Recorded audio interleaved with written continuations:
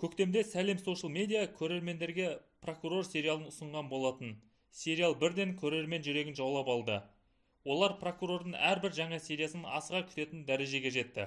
Сериал ата енесімен бірге тұратын күйеу-бала Еркін жайлы. Тапқан айлығы шайлығына жетпейтін Еркін пәтер жалдауға ақша таба алмай, амалсыздан әйелінің ата-анасымен тұруға мәжбүр болды. Господин прокурор, нахлебник, то есть... Күшік күйеудің жағдайы белгілі. Үйде отырса опақ, тұрса сопақ. Бір күні оның жұмыс орнына Алматы қаласының ірі ауданындағы прокуратурада қызмет істейтін азамат келіп, қызметтік куәлігін жаматады. Жұмыс бір күн уақыт алатын болғасын, прокурор қызметтік куәлігін тастап кетеді. Осыны пайдаланған Еркін әлгі куәлікке қарап, өзіне жалған куәлік жасап алады. Жалған куәлік арқылы ол көптеген мәселелер шетінен шеше бастайды. Бастапқы кезде бұл әрекетіне қысылған ол, кейіннен осыған еті өліп кетеді. Ол өзіне қарсы шыққан адамдарға куәлігін көрсетіп, қоқан-лоққы жасай бастайды.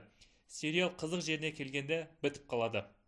Яғни 3-ші серияның соңында прокурор мен ұлттық қауіпсіздік комитетінің қызметкерлері бір-бірімен ерегісіп қалып, бір-біріне куәліктерін көрсетіп, жаға жыртысуға дейін барады. Бірақ олар бір салада жүрміз ғой, қарға қарған көзін шықмайды деген уәжге тоқтап, татуласады. Ары қарай не болды белгісіз. 4-ші серия сол күйі шықпады. Сәлем Social Media сериал не үшін көрсетілмей қалған түсіндірді.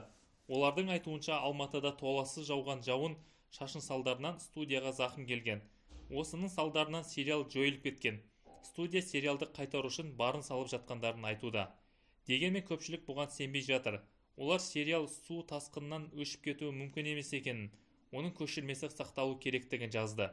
Көпшілік сериалдың көрсетілмеуінің негізгі себебі прокуратура мен ұлттық қауіпсіздік комитетінің тыйым салу деп болжап жатыр. Сериал оларға ұнамай қалған секілді, себебі мұнда көптеген шындықтар ашық көрсетіледі. Осыған байланысты ұлттық қауіпсіздік комитеті сериалды көрсетуге қатаң тыйым салыпты. Бұл туралы көрермендер жарыса хабарлап жатыр. Енді бірі сериалды ары қарай көрсетпеген дұрыс деп мәлімдеуде. Себебі кей азаматтар сериалдағы басты кейіпкер секілді жалған куәлік жасап алып, қоғамда ойына келген жасауы мүмкін екенін алға тартып жатыр. Мысалы, бұрын Шекер сериалы шыққан кезде есірткіге қызығушылық танытқан жастар саны күрт артып кеткен көрінеді. Сондықтан да бұл сериал санаға теріс әсер етеді деген шешім қабылданған секілді. Прокурор сериалындағыдай жағдай шынайы өмірде болған екен.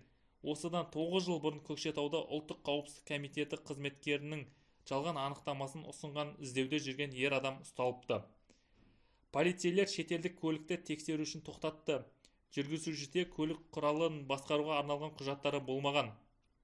Және жоғары қауіпсіздік қызметкерінің атына қызметтік куәлікті көрсетіп, өзін ұлттық қауіпсіздік комитеті орталық аппаратының қызметкерім деп таныстырған.